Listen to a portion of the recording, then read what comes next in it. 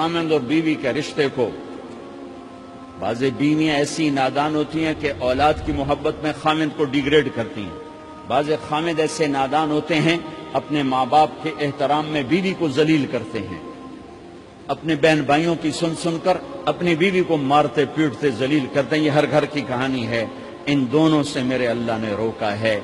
خامند اپنی بیوی کو سب سے زیادہ عزت دے، بیوی اپنے خامند کو سب سے زیادہ عزت دے۔ حقوق میں سب سے بڑا حق اب خامند اور بیوی کا ایک دوسرے کے ساتھ جوڑا گیا ہے کہ ان سے نسل چلنی ہے، ان سے نسل چلنی ہے۔ آپ حیران ہوں گے، بیوی کے ذمہ خامند کی روٹی پکانا شریعت نے نہیں لگایا، تو خامند کے ماں پیو کی روٹی کیسے ذمہ ہوگی؟ خامند کے بہن بھائیوں کی روٹی کیسے ذمہ ہوگی؟ کتنی بہنوں نے گھر اجاڑ دیے بھائیوں کے، کتنے ساس سسر نے اپنے بیٹے کے گھر اجاڑ دیے۔ یہ چاروں طرف پھیلی ہوئی کہانیاں بتا رہا ہوں، کوئی خواب نہیں سنا رہا ہوں، کوئی باہر کی زندگی نہیں بتا رہا ہوں کہ جوائنٹ فیملی سسٹم بہت اچھا ہے اگر شریعت کا پتہ ہو، اور بہت برا ہے اگر شریعت کا پتہ نہ ہو۔ چڑا چڑی بھی اکٹھے ہوتے ہیں تو گھونسلہ الگ بناتے ہیں کہ ساس سورا کے دائیں سرتے نہ آ پاوے۔ شریعت نے یہ عورت آنے والی لڑکی کا حق رکھا ہے کہ اگر خامند کے پاس طاقت ہے تو اس کو الگ گھر دے۔ اگر وہ ڈیمانڈ کرے کہ آپ مجھے الگ گھر لے کر دیں تو یہ ماں باپ کی نافرمانی نہیں، یہ حق تلفی نہیں، اس آنے والی کا حق ہے کہ اس نے تیری نسل کو سنبھالنا ہے۔ اگر یہ ساس کے بھی سنیں، سسر کے بھی سنیں، نندوں کے بھی سنیں، دیور کے بھی سنیں، پھر تیری بھی سنیں، تو یہ تو پاگل ہے، یہ بچے کہاں سے پالے گی؟ یہ بچوں کی تربیت کب کرے گی؟ یہ تو دن کو روئے گی کہ سس ہے آکھے، رات کو روئے گی سو رہے آکھے، اگلے دن آکھے گی میں نے تو تیری بہن ہے آکھے ہے۔ تو اس کو تو بچے پالنے کا وقت ہی نہیں۔ ہماری نسل کیوں برباد ہو گئی؟ کہ ماؤں نے اپنی ڈیوٹی چھوڑ دی ہے۔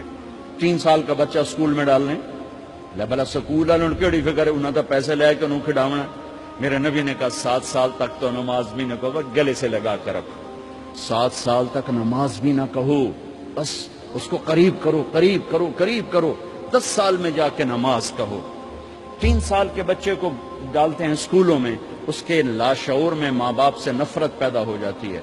یہ میری اب بیتی ہے، اللہ نے مجھے تبلیغ میں لگا دیا تو شریعت پڑھنے کے بعد اللہ نے میرا سر جھکا دیا، ورنہ میں تو بالکل باغی ہوتا۔ تو میرے نبی فرما رہے ہیں 7 سال تک نماز بھی نہ کہو، بس سینے سے لگا کے رکھو تاکہ تمہاری صفات منتقل ہوں اور تمہاری محبت ان کے اندر منتقل ہو۔ تو جب بیوی پر پورے گھر کا بوجھ پڑ گیا تو وہ اپنے بچوں کو کب پالے گی اور بچوں کی کب وہ تربیت کرے گی؟ وہ تو صبح سے شام تک چولہے پر تھک چکی ہے، اور اوپر سے جو تانے ہیں وہ الگ ہیں، جلی کٹی، کبھی ساس کہہ رہی، کبھی سسر کہہ رہا، کبھی بہنیں، کبھی دیور، تو وہ تو بالکل بیچاری پاگل ہو جاتی ہے۔ کہیں اس کا الٹ بھی ہوتا ہے، آنے والی ایسی آتی ہے کہ پورے گھر کو تباہ کر کے ماں باپ کو بھی دھکا دلا کے اپنے خامند کو لے کے نکل جاتی، ایسا بھی ہے لیکن یہ بہت کم ہے۔ ابتدائی رشتہ خامند اور بیوی ہے، خامند اور بیوی یہ ابتدائی رشتہ ہے۔ اللہ نے آدم کو بنایا اور حوا کو ساتھ بیوی بنایا، اولاد بعد میں دی۔ اور ایک اور بات، آدم کو بنا دیا مٹی کا پتلا کٹھا کر کے، مٹی کٹھی کر کے پتلا بنا دیا، 40 سال کے بعد روح ڈالی، چل بھائی جا جنت، اور اکیلے بھیج دیا، بیوی نہیں دی۔ حالانکہ اللہ چاہتا تو ساتھ ہی حضرت حوا کی مٹی کا ڈھیر بھی لگا دیتا، اس کا پتلا بھی تھپ دیتا، فرشتوں سے تھپوا دیتا، اور پھر 40 سال کے بعد دونوں کو کٹھا جنت میں ڈالتا۔ بہت سارے پیغام، اس میں بہت سارے پیغام، تاخیر ساتھ نہیں بنایا، دیر سے بھیجا، انتظار قدر کو بڑھانے کے لیے کہ عورت کی قدر کرنا، کمزور ذات ہے، کمزور مخلوق ہے، قدر کرنا۔ دوسرا، پہلے دن پتلا نہیں بنایا کہ ننگا پڑا ہو، عورت کا پتلا ننگا ہو، مٹی کا ہو، پتھر کا ہو، تو اس میں کیا کشش؟ تو ان مرد کے لیے کشش کوئی نہیں، تو فرشتوں کو کیا کشش تھی؟ پہلے دن سے عورت کو پردے میں بنایا، بے پرد نہیں کیا، بے پرد نہیں کیا، اس کا پتلا نہیں بنایا، اسے ننگا نہیں چھوڑا،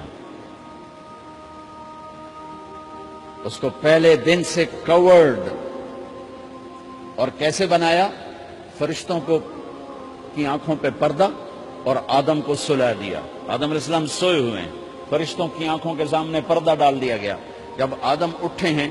اور ایک اور بات، جنت میں رہ کر بھی آدم علیہ السلام کا دل نہیں لگتا تھا، اداس اداس رہتے تھے. اماں آئی تو بابے دا دل لگا، تو اداس رہتے تھے جنت میں. جب آنکھ کھلی تو اپنے لیفٹ سائیڈ پہ ایک خاتون سر سے لے کر پاؤں تک لباس میں. آپ نے سنا ہے نا، یوسف علیہ السلام دنیا میں سب سے خوبصورت ہستی پیدا کیے گئے. یہ مردوں میں، عورتوں میں سب سے خوبصورت حضرت حوا کو پیدا کیا. کون ہے؟ کہتے ہیں اللہ کی. اب آدم تیری بیگم کون ہے؟ تیری بیگم. نکاح پڑھایا. پھر کہا آدم مہر ادا کرو. تو نے پوچھا کیا مہر دوں؟ تو وہاں تو سونا چاندی ڈھیر لگے پڑے تھے. اللہ تعالیٰ کہتے دا من سونا چاہ کے دے دے. میرے اللہ نے کہا تیری نسل میں میرا آخری حبیب آنے والا ہے، اس پہ ایک دفعہ درود پڑھ دے، یہ مہر ہے. سیدھے ہاتھ میں برکت ہے. پیدا کیا الٹی طرف سے. الٹی طرف سے کیوں پیدا کیا ہے؟ کہ الٹی طرف دل ہے، اور دل کے نیچے جو پسلی ہے وہاں سے پیدا کیا. اس میں پیغام کیا دیا کہ عورت جس روپ میں ہو، پہلا روپ اس کا بیوی بنا، پھر وہ ماں بنی، پھر اس آگے بیٹی کا روپ ہے، پھر بہن کا روپ ہے، پھر خالہ ہے، پھوپھی ہے، دادی ہے، نانی ہے، ساس ہے.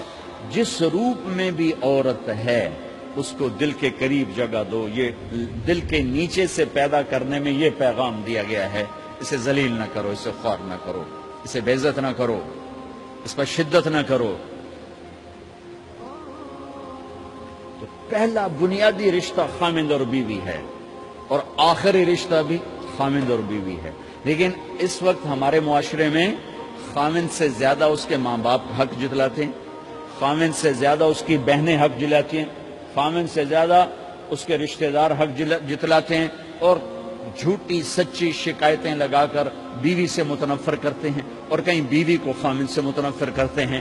آپس میں لڑائی لڑا کے پھر خوش ہوتے ہیں. میرے نبی سے پوچھا جائے یا رسول اللہ آپ کو سب سے زیادہ کس سے پیار ہے؟ تو آپ نے کہا عائشہ سے. اللہ، وہ جھیپ کے کہنے کے نہیں، میں پوچھ رہا ہوں لوگوں میں آپ کو کس سے زیادہ پیار ہے؟ تو آپ کہتے ابو بکر سے. تو آپ نے پھر کہا ابوہا، مجھے عائشہ کے باپ سے زیادہ پیار ہے. پھر پہلے عائشہ کا، تو پھر کہتے ابو بکر. تو آپ نے کہا نہیں، ابوہا، مجھے عائشہ کے باپ سے سب سے زیادہ پیار ہے. یہ آپ کو میسج دیا ہے کہ گھر کی زندگی کیسے ہوتی ہے. کوئی عشق نہیں چڑھا ہوا تھا، میسج ہے نا. ہم عائشہ چھوٹی عمر کی تھی، ان کو آٹا گوندھ کے دیتے تھے، پھر جب ان کو آٹا گوندنا آ گیا پھر چھوڑ دیا. پھر ان کو سامنے بٹھا کر لقمے پر سامنے بٹھا کر لقمے بنا کے کھلاتے تھے.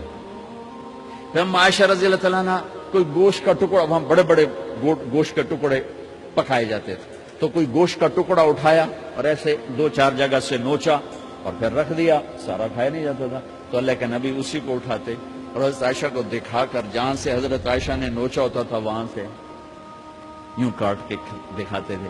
پھر حضرت عائشہ رضی اللہ تعالیٰ نے گلاس اٹھایا پانی پینے کے لیے، جہاں ہونٹ لگائے تو پہ گلاس رکھ دیا. بڑے بڑے گلاس ہوتے تھے، تو حضرت ہمارے نبی اٹھاتے تھے، جہاں عائشہ کے ہونٹ لگے ہوتے تھے وہاں ہونٹ لگا کے پانی پیتے تھے.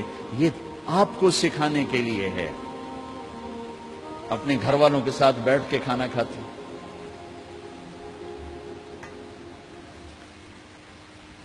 یہ میرے نبی کی معاشرت ہے، یہ میرے نبی کی زندگی. گھر میں جھاڑو دیتے، اپنے کپڑے خود دھوتے. کوئی چیزیں بکھری پڑی ہوتی تو بیوی کو نہیں ڈانٹتے، خود اٹھ کے سیٹ کر کے رکھ دیتے. گھر والوں کے ساتھ مل کر برتن دھوتے، صفائی کرتے، گھر والوں کے ساتھ مل کر. یہ میرے نبی کی ایک خوبصورت زندگی ہے. بھائیو بہنوں، ہم بھلا چکے ہیں. بیوی کے لیے خامد کو سب سے بڑا حقدار. بعض لڑکیاں ایسی نادانی کرتی ہیں کہ شادی کے بعد بھی اپنے ماں باپ کی آنکھ کو دیکھ کے چلتی ہیں. شادی کے بعد سب سے بڑا حق خامد کا ہے. شادی کے بعد سب سے بڑا حق خامد کا ہے. ماں باپ پیچھے چلے جاتے ہیں، بہن بھائی پیچھے چلے جاتے ہیں. لیکن یہ نادانیاں بھی دیکھنے کو ملتی ہیں کہ شادی کے بعد بھی ماں باپ اپنی بچی کو اپنے قابو میں رکھنے کی ترتیبیں سوچتے ہیں تو وہ بھی اپنی بچی کا گھر برباد کر دیتے ہیں۔ میرے نبی سے پوچھا گیا یا رسول اللہ عورت پر سب سے زیادہ کس کا حق ہے؟ تو آپ نے فرمایا اس کے خامد۔ ایک خاتون ہے، یا رسول اللہ میری شادی ہو رہی ہے تو میرے اوپر میرے خامد کا کیا حق ہے؟ تو آپ نے ارشاد فرمایا تیرے خامد کے جسم پر زخم ہو، زخموں میں پیپ پڑ جائے اور تو اپنی زبان سے چاٹ چاٹ کے زخم صاف کرے تو تو نے اپنے خامد کا حق ادا نہیں کیا۔ خامد کو سمجھایا کہ سب سے بہترین مسلمان وہ ہے جو بیوی سے اچھا سلوک کرتا ہے، اور میرا سب سے اچھا سلوک ہے اپنی بیویوں کے ساتھ، یعنی قاب قوسین او ادنا آپ کا مقام ہے، اللہ پاک کا دیدار اپنی آنکھوں سے کیا ہوا ہے، اور آپ ہمیں معاشرت سکھا رہے ہیں کہ ایک جہاد کے سفر سے واپس آ رہے ہیں، ہم عائشہ ساتھ ہیں، تو آپ نے صحابہ سے کہا بھئی آگے چلے جاؤ، تو سارے آگے چلے گئے۔ جب سارے نظروں سے غائب ہو گئے تو آپ نے کہا عائشہ دوڑ لگاؤ گی میرے ساتھ؟ عائشہ نے نہیں کہا، میرے نبی نے کہا دوڑ لگاؤ گی؟ آج کل کا کوئی علامہ بھی یہ نہیں کرے گا۔ عائشہ دوڑ لگاؤ گی میرے ساتھ؟ کہا جی لگاؤں گی۔ تو دوڑ لگائی تو عائشہ فرماتی ہے میں آگے نکل گئی، اللہ کے نبی پیچھے رہ گئے، چاہے آپ جان بوجھ کے آستہ ہوئے ہوں ان کی دل جوئی کے لیے۔ کچھ سال گزر گئے، پھر جہاد کے سفر سے واپسی ہو رہی ہے تو آپ نے صحابہ سے کہا بھائی آگے چلے جاؤ، تو سارے آگے چلے گئے، غائب ہو گئے۔ عائشہ دوڑ لگائیں؟ کہا جی لگائیں۔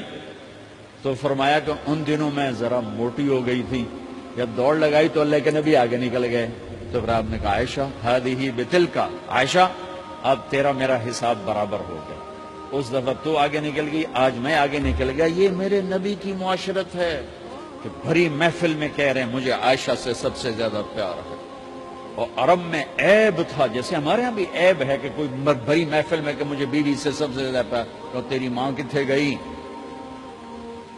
بھائی ماں کا اور خانہ ہے، بیوی کا اور خانہ ہے، ماں کی اور جگہ ہے، بیوی کی اور جگہ ہے۔ تو میں آپ سب سے کہتا ہوں ماں باپ کی وجہ سے بیویوں پہ زیادتی نہ کرو، بیوی کی وجہ سے ماں باپ پہ زیادتی نہ کرو۔